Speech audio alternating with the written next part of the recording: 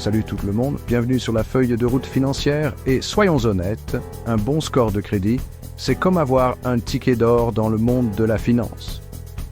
Ça vous ouvre les portes à de meilleurs taux d'intérêt sur les prêts, vous aide à être admissible pour des appartements et peut même avoir un impact sur vos perspectives d'emploi.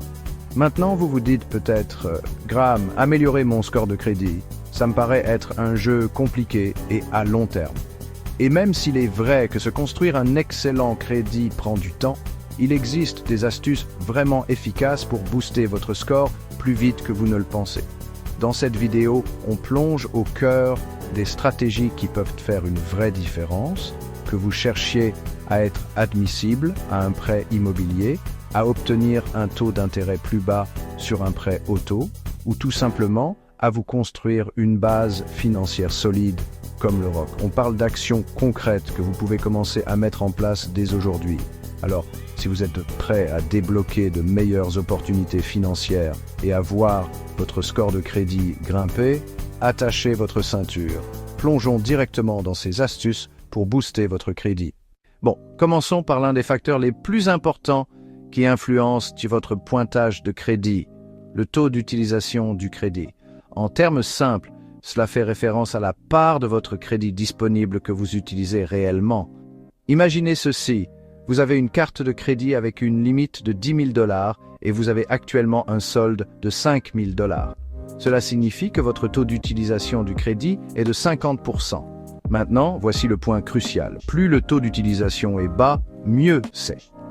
Pourquoi est-ce si important pour les prêteurs ?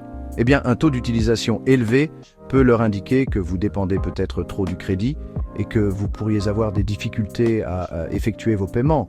D'un autre côté, un faible taux d'utilisation démontre une gestion responsable du crédit. Alors, quel est le chiffre magique à viser ? Idéalement, vous devriez maintenir votre taux d'utilisation du crédit en dessous de 30%. Encore mieux, visez en dessous de 10% pour un profil de crédit vraiment impressionnant. Croyez-moi, votre futur vous en remerciera. Vous vous demandez peut-être, Graham, comment faire pour réduire concrètement mon taux d'utilisation ? Eh bien, vous avez quelques options efficaces. La première méthode, la plus simple, consiste à rembourser le solde de vos cartes de crédit. Vous vous souvenez du solde de 5 000 $ dont nous avons parlé tout à l'heure ? Imaginez que vous le réduisiez progressivement jusqu'à 2 000 $. Boum ! Votre taux d'utilisation chute à un niveau bien plus sain de 20%. Chaque petit remboursement de dette fait la différence. Une autre stratégie efficace consiste à augmenter votre limite de crédit. Je sais ce que vous